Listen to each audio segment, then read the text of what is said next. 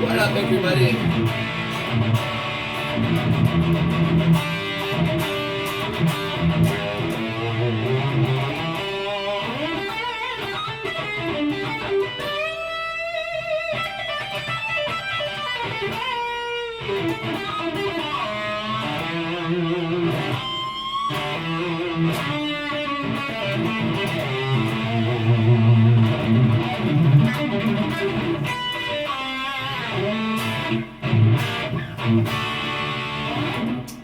So, getting into everything. By the way, thank you for liking and subscribing.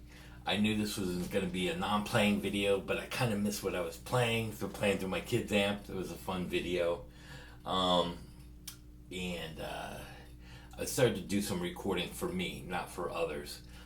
As you may have know or may not know, that I record for a lot of different artists in the major label industry. I don't get a lot of time to myself. And so I was actually messing around with myself, and I said, hey, let me do the video. So, big news going on through the industry of YouTube, and not just with musicians. A lot of people have come on here and made some big names for themselves, and some of them have just got exposed, and not by me. So I want to let you know going into, because you guys watch YouTube videos and you watch gear videos and music videos, and some of the lies and deceptions and how it's done, just to give you guys an inside information kind of thing, because I don't know if you see it all the time. First one up is Tamplin. He's a world-renowned vocal coach. Everybody's talking about it. He lip syncs. Now, I don't have a problem with that, and I know that sometimes you got to do that. Now, I know Ken. I worked with him 30, 40 years ago. Is he a jerk? Not really. Sometimes he can be. He's a nice guy. He's not bad. He has his good days and bad days like everybody else. Is he a great singer? Yes. But what I don't like that he's done, and I didn't know you could do this. Here I am trying to come back and struggling with the algorithms of YouTube. You can actually type into YouTube search how to purchase subscribers, views, and comments. Are you effing kidding me? Ken got caught buying 10,000 subscribers a month. Aussie Outlaw caught him, and he does it through social media. Who Are These Podcasts has a show that's really good. Man, the light always comes from the darkness, and the truth comes out. Now, second is Stuttering John. He's on that podcast, Who Are These Podcasts? He was the guy that worked for Howard Stern and Jay Leno. And I don't know much about the podcast, but he eventually had to admit that he had no boat, no job, and he's poor and he's broke and he's worth maybe $500,000 total. What he did with all that money, I don't know. Drank it all the way, who knows?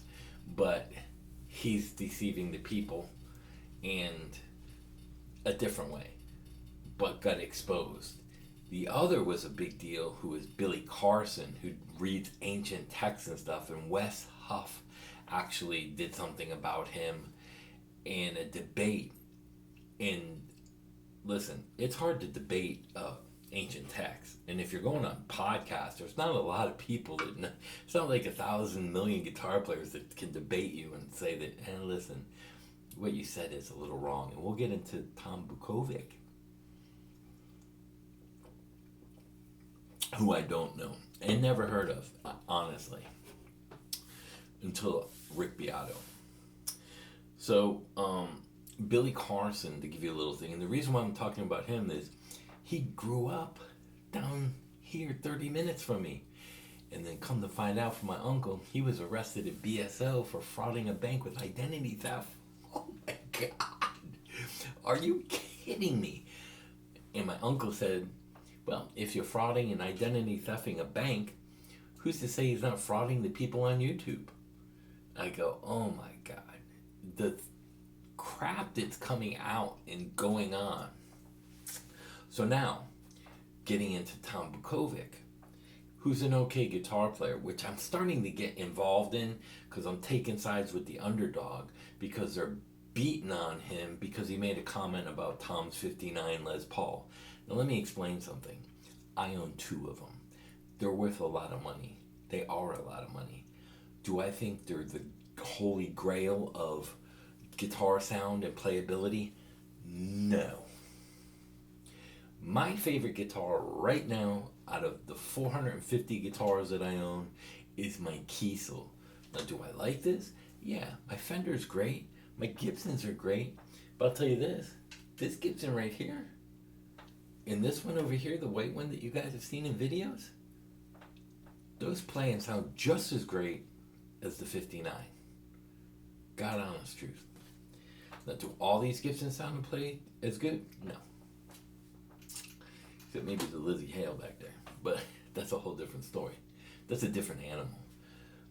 But he's gotten, I think it's, you can go on the page, it's XOYXU, and you'll see me commenting about facts. You know, like, people are like, well, he has thousands and thousands of credits. No, he doesn't. He has 1,200 credits. You can Google it. It's on there. 1,200 credits for writing. He's got 74 with, like, celebrities. Now, it's a good resume. I'm not going to say it's garbage because it's more than most. But what I will say is they're making him out to be bigger than he is. And because you got an award from the Country Music Association or Academy, I think they just voted Beyonce Country Artist of the Year. No, that is not a credible source. Sorry, Tom. I would take those awards and probably put them in my drawer. As a matter of fact, you don't see no Grammys, no records on my wall, no nothing. Because that's a part of my past. And again, if you know me, I'm a humble guy. I don't like to talk about what I've done. One, so I don't get sued. Two is it's no one's business really. You can tell by the way I play and what I own just in here and what I talk about. If you go by the evidence, you go by what I say. If it works for you, it works for you. Who cares if I played for Quiet Riot, Rat, or Taylor Swift, or Luke Bryan, or Beyonce? Who cares if I played for any of those artists? I don't care. Now here's the other thing on play on words. If I played Rockpalooza, now I did do a Rockpalooza. I don't know what year it was. It was the year XYZ played with the original band. I don't know when that was. And I don't know if it was really Rockpalooza back then. It may have been. So I can technically say that I worked with all these bands and you write it as credit. Why? It was one event over 3 or 4 days and all those bands are a part of the same event. I worked with these bands. I get credit for that. Did I work for them? No. So you got to be careful in what you say and what other people say to deceive you. Now, is Tom a good guitar player? He's a very good guitar player. Not to take nothing away from him.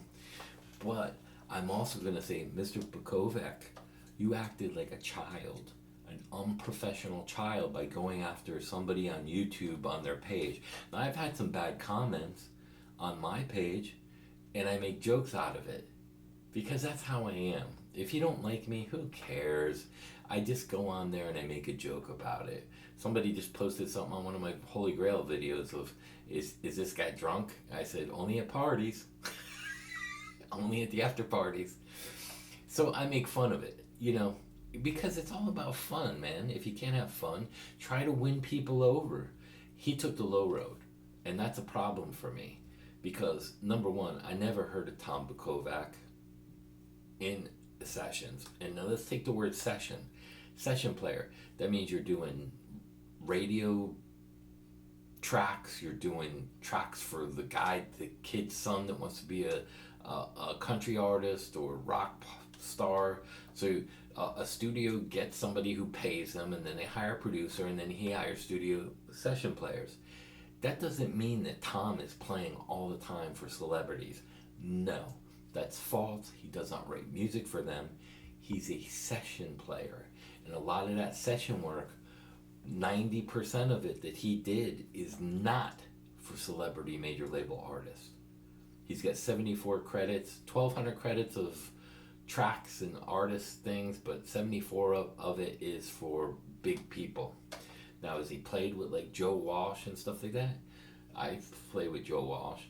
Again, I played with him on a bill.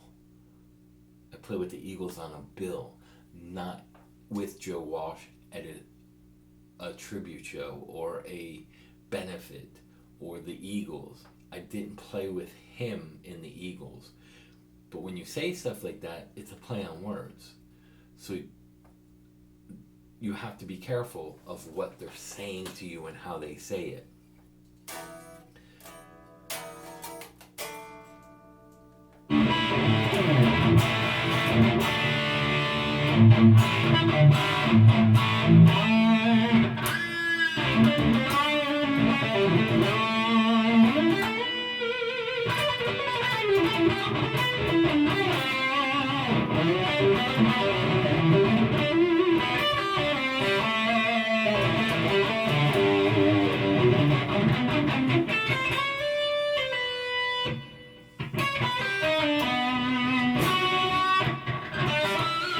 By the way, if you guys know this isn't my normal overdriven sound. Just for laughs, let me know what you think I'm playing through. Is it my Hughes and Kettner tube amp? Is it my Marshall amp? Is it my EVH amps? Is it my Fractal into FR? Is it my Moore? Is it one of those half and half where I got the cab off going into a head? Let me know what you think I'm playing through. Because one of the things that Tom said in one of his videos, not the video, on the XOYXU channel, that they're debating in an argument that I'm sticking up for. Because the guy just made a comment about his 59, and then Tom was reiterating how poor of a player he was and this and that because he got butthurt, he got spanked. The guy was correct. The 59 is not the Holy Grail. The Holy Grail of collection. But listen, I play good on anything. It doesn't make you play better. And there are a lot better guitars, to be honest. I'll take my 57 Strat over that any day, any day. And I'm not even a Strat guy.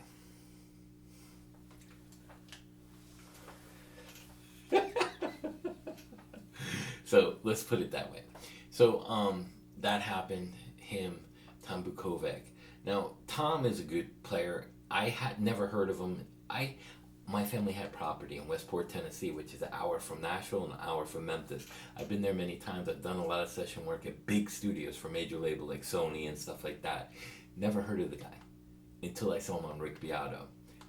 Now, is there a connection there? They could be friends, which, here goes, maybe, and I heard this from Rick Beato once on his channel, he couldn't get celebrities to come on his channel and do interviews until he reached a certain amount of millions of subscribers. Now, I look at his subscribers compared to some of his video views, and that doesn't add up as well. I'm not saying that he's bought subscribers because I don't know how to check any of that or look at that. So I'm not saying anything about that except kind of funny that he's doing all these interviews now and all these guys are friends. Like Rhett Shull. Rhett Shull was nobody in the music industry except for Rick Beato's friend, and now he's making a couple $100,000 a year off of YouTube. Funny how that worked. Not earned. Given.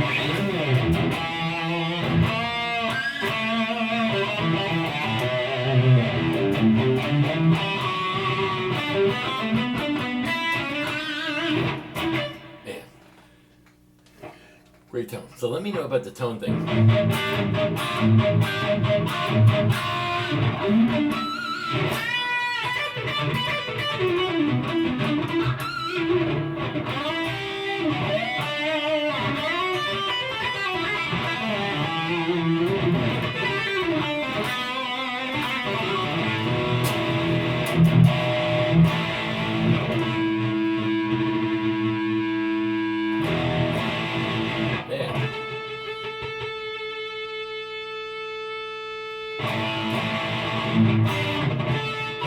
I changed the strings on this. It goes that way in tune.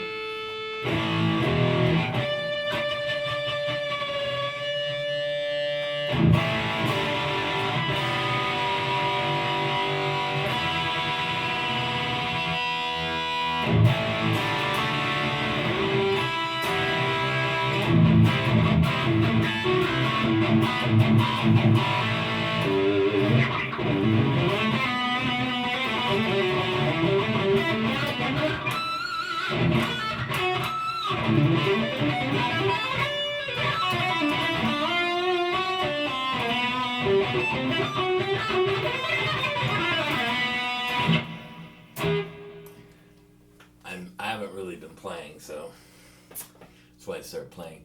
So that's what's going on in some of the music world. So now, I guess I don't know.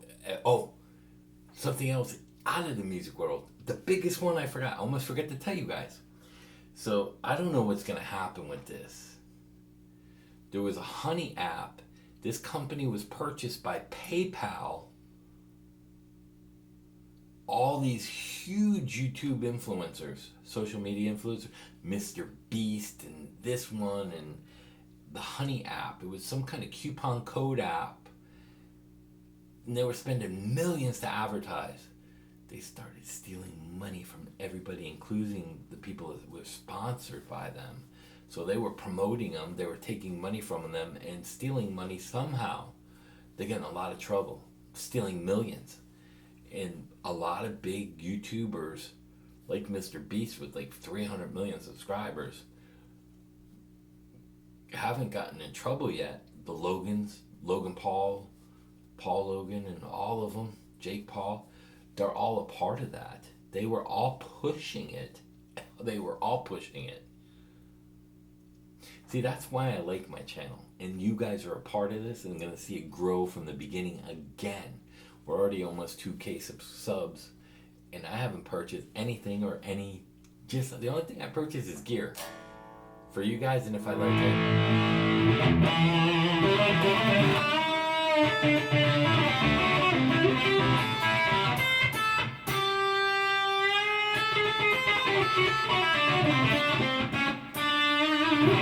Yes, Tom, I can play country too.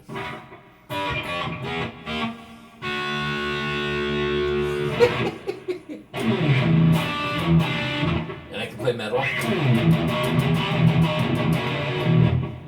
and shred.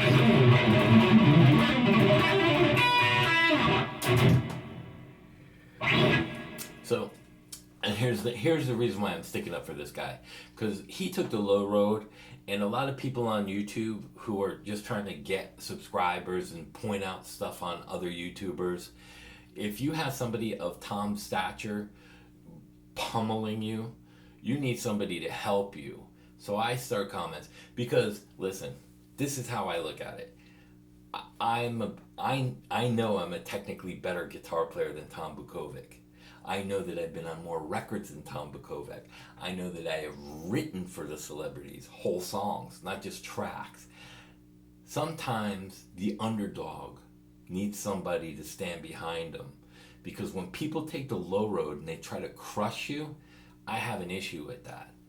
That's like taking advantage of my kid who doesn't know any better, because he's 9 and he's inexperienced at certain levels. So now you're going to pick on the levels he's inexperienced at. I got a big problem with that.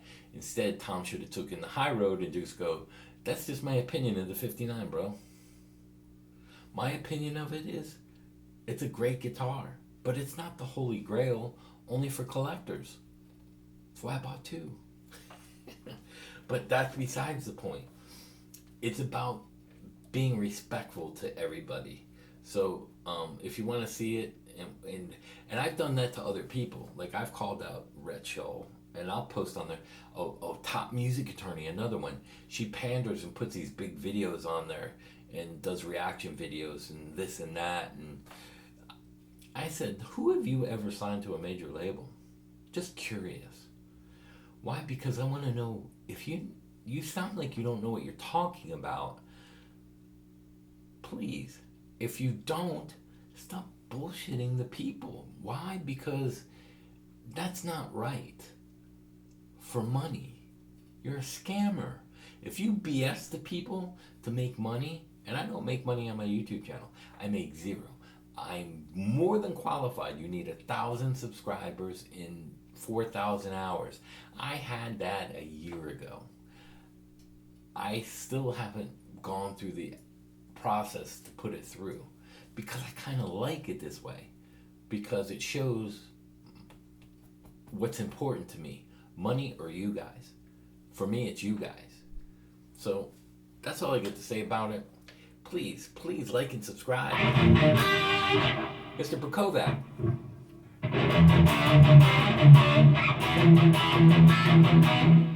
Is this a tube amp? You told me that tube amps are the only way to go. Is this tube? Or is it fractal or more? Is it my Hughes & Kettner? Is it a Marshall? Is it my Bad Cat?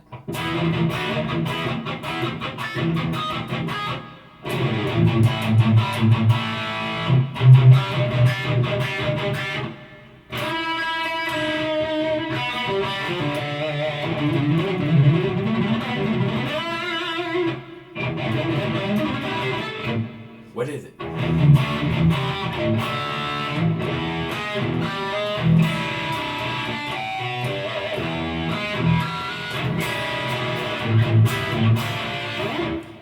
What is it? If you know, and here's the thing about tube amps, everybody. It gets mic'd and goes through a digital board. Then it becomes a digitally 64-bit process signal. It's not the true sound of the amp in the room. If you're in your car listening to a Joe Bonamassa record, that amp that sounded so good in the studio, it's not the same anymore. It's like meeting your favorite Hollywood celebrity and you go, damn, Mr. Stallone, you look huge.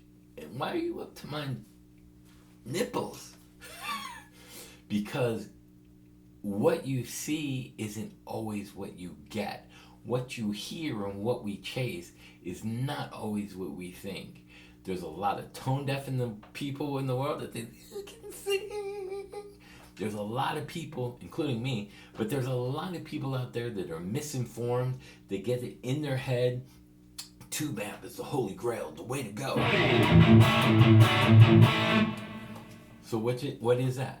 By the time that's recorded into this digital mic, into my digital phone, and then goes to the server on YouTube, and then sends a signal to you to where you're hearing it through a digital process signal into your digital TV or your computer with your digital monitors, it is no longer a true tube sound.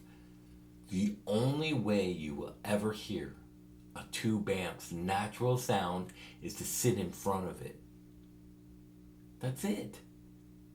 If you don't comprehend that, I don't know what to tell you. Now, is this great sound? I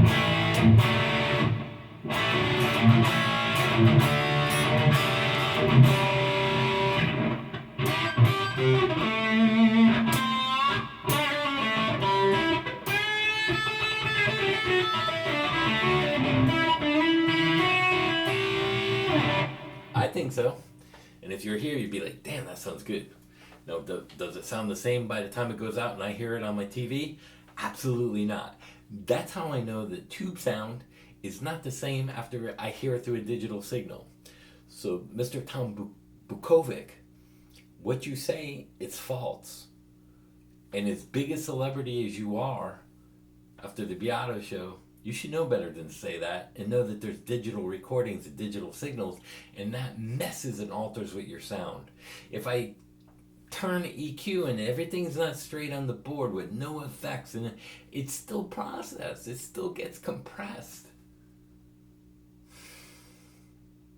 So did you lie, or are you misinformed? That's the question. Because we all make mistakes. I make mistakes and say the wrong thing. Hell, I just commented on my own video that I gave the wrong frets for part 4. By the way, I apologize for that. I wasn't thinking. I had a lot of stuff on my mind this morning. I just woke up and did that video because I'm way behind. My kid's off school until Monday. I got a lot of stuff going on. I haven't been playing. I just ordered a soundboard, a digital soundboard, and through Guitar Center, and they gave me. So we'll talk about that in another video. I ordered a Soundcraft digital mixing board, a really nice one, and they called me up today and say it wasn't available because it was on sale, and I got it for hundreds, like $500-$600 off. and I'm starting to think that maybe somebody swiped it.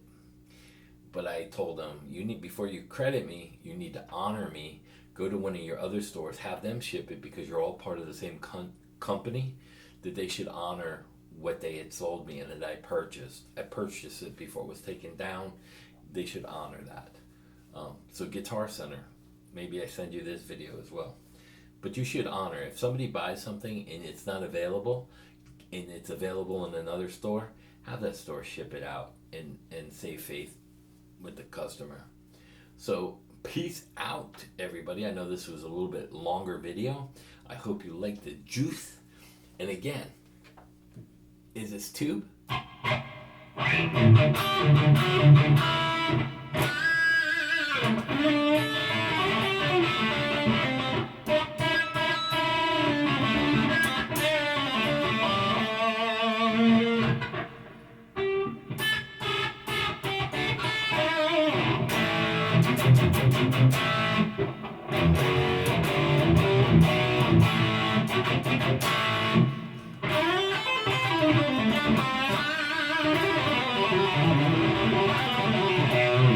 Now that was legato.